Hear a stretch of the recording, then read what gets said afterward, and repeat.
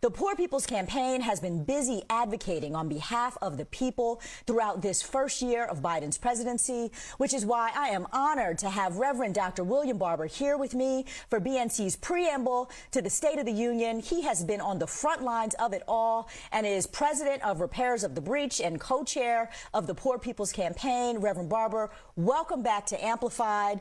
Now, there are so many actions that you have been undertaking, but you're specifically calling for a moral revival around the issue of the child tax credit. So I would love for you to just start off by preaching to us about what is a moral revival and how does, the child tax credit fit into all of that?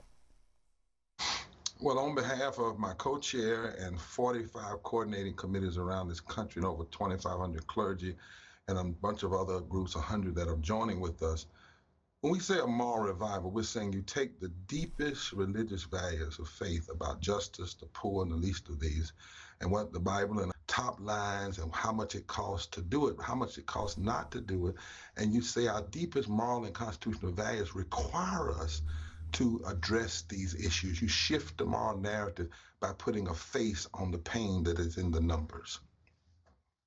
You've also called for a third reconstruction. And I noticed that you use historic and spiritual terms for many of your campaigns. In this case, how will a third reconstruction benefit all Americans? Well, on June 18th, 2022, this year, we're calling for a mass poor people's low-wage workers assembly and moral march on Washington to reset the moral narrative, to build power, because now poor and low wealth people make up over 33% of the electorate. And in states where the margin of victory is less than 3% for president, 45% electorate, and to present before the nation a third reconstruction. The first one, the 1800s, went so far, and then it was turned back racism. The second one, into the 1960s, was assassinated. But there were things we didn't complete in the first two, like guaranteed living wages, like guaranteed housing, like guaranteed health care, like protecting and expanding our voting rights. A reconstruction is about the reconstruction of our policies to address 5 interlocking injustices: the continuing reality of systemic racism, which can be seen through voter suppression, mass incarceration, immigrant injustice, injustice toward indigenous people, systemic poverty, ecological devastation, denial of health care, the war economy, where today we spend 53 cents of every discretionary dollar into the war economy and less than 16 cents on the things that could lift people out of poverty. A reconstruction says we got to go in a different direction. We've got to build a different society. We cannot just ignore. And lastly, it says we can't have something like child tax credit and we pull millions of children out of poverty for 6 months and then drop them right back into poverty. That makes no sense. That's why tonight we're saying to the president, the State of the Union is well in some places, not well in others. We're saying that you need to speak to this 140 million reality. You need to speak to the 87 million people uninsured or underinsured. You need to say we're not giving up on voting rights. And I want to join you, Aisha, in getting in a little trouble. A lot of folk have said what Biden ought to do. Reconstruction has never come from presidents. They come from the people. When Manchin and Sinema were not doing what they should have done, we went to Arizona, we went to West Virginia, we marched on them. Black and white people got arrested. Some civil rights groups call that performance activism. They said they do their work in the back room. There's nowhere in our history where you only have backroom movements or just going to the voting booth, for the matter of fact.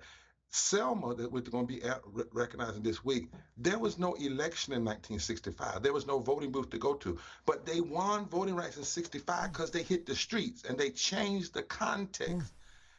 We've got to be self-critical. If we are just going to blame Biden, but not look at the fact, I can remember when we were in the street against Manchin, there was some group saying Manchin was doing great, and they looked like us, or they claimed to. Now, at some point, you have to say, wait a minute, have we mobilized hard enough?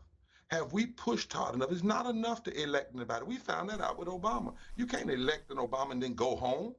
No, we must stay at this, stay in the street, and stay engaged and continue to push. That's why June 18th, 2022, we are mobilizing mass poor people's low-wage workers assembly, march to Washington and to the polls.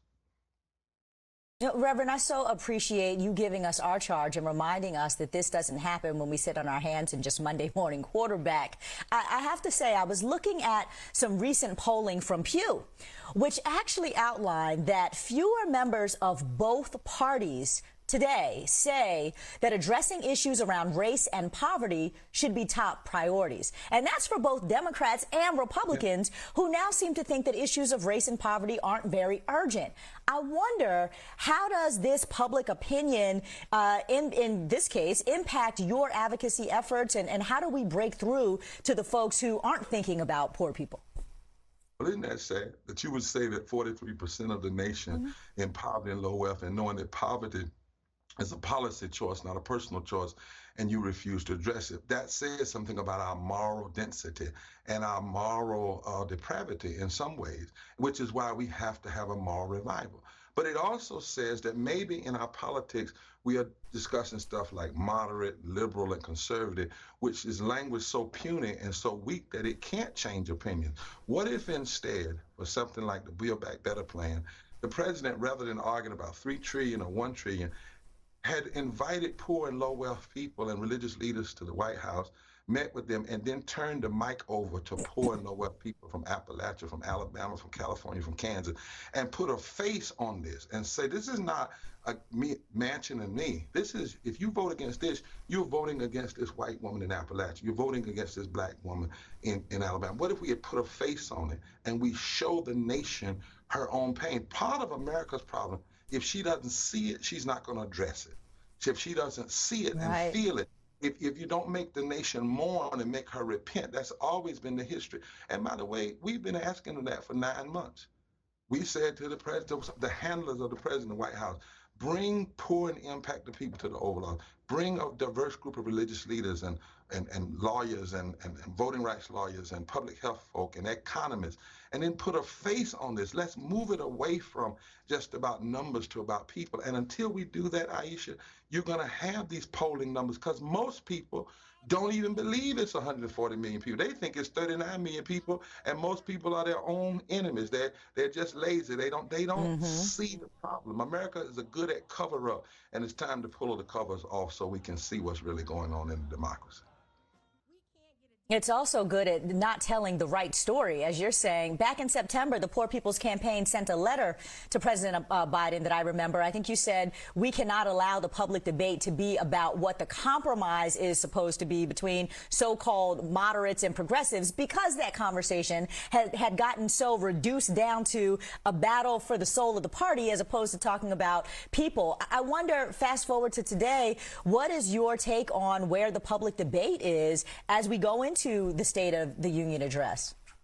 Well, I certainly hope it's not well, but I certainly, and we're going to fight to change it. And I hope the president will join that. I hope tonight in the balcony, I don't know who he's going to have there, but he needs to have representatives of those 31 million families that would be lifted if child tax credit was put forth. He needs to have representatives of those 17 million workers for earned income tax credit. He needs to have families of the nearly 1 million people that have died from COVID. He needs to have people, black and white and indigenous, who are affected by voter suppression. I hope he has in the balcony, and not a bunch of celebrities and a bunch of people like myself, but have folk that are really impacted there, and put a face on this, and then go out and put a face on it.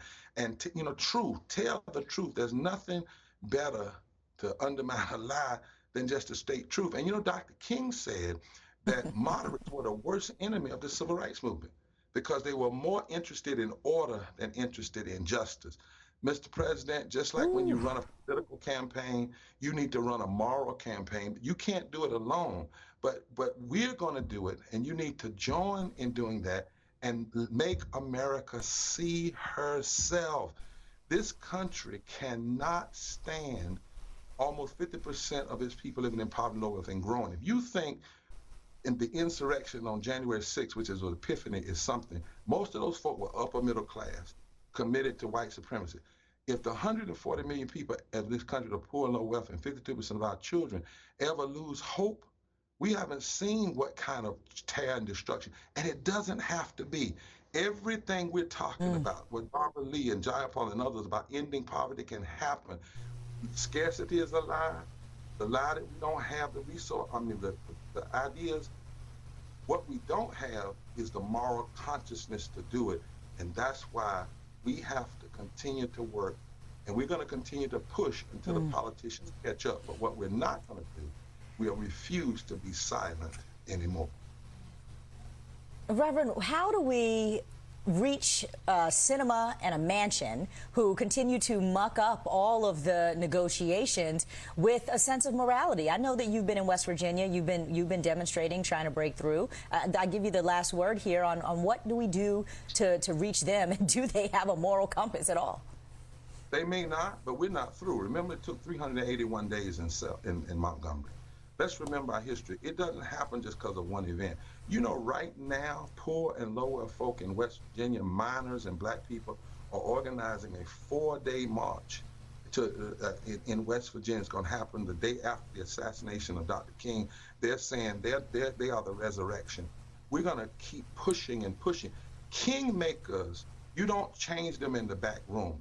Kingmakers like Manchin and Sinema, you have to go to their state. You have to mobilize people in their state. You have to make it a moral crisis, and you have to show their cruelty and the cruelty of their policies until people literally weep when they see it on the TV and otherwise. And then that will transform into a power push, because listen, the number of poor and low wealth people that didn't vote in the last election far outweigh the margin of victory that Manchin and Sinema had in their states. And that's the other thing. You got to mobilize power. You got to not only have a moral movement, but you have to mobilize power.